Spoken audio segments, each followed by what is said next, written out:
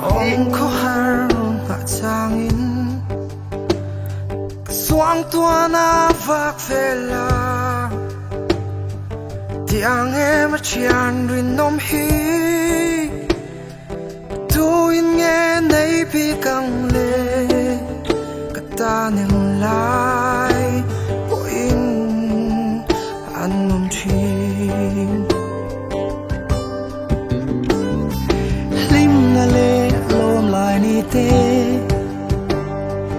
kan nu na thim lai ber po mi te riat phak lo thengi zep lovin kan in ril thi katarin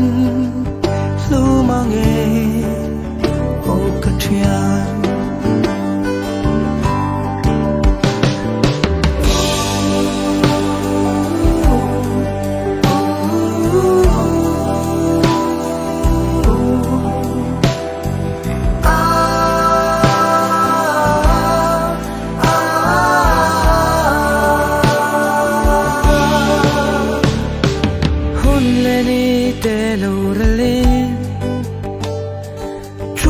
kang polo dang se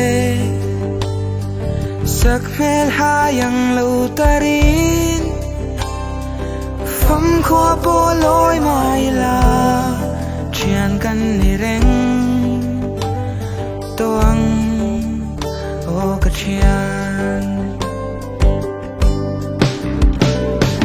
boy na le har sat na te lung ai le mong an na tin in ring nun kong chu ti bua yin mal ta ka inom ni chuan ka ming han lam thin ula o ka thian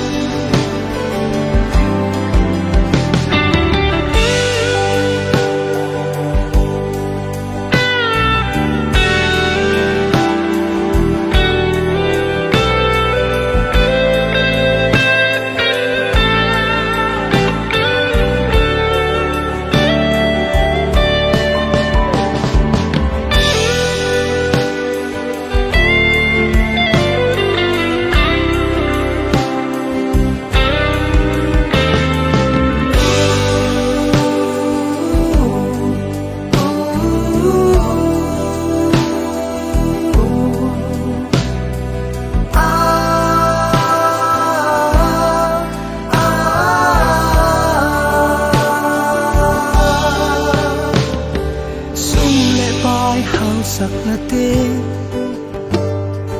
pek tur cheu kan ei velo ma se in kyanga dingin in lama ka trang zela thian chan thi am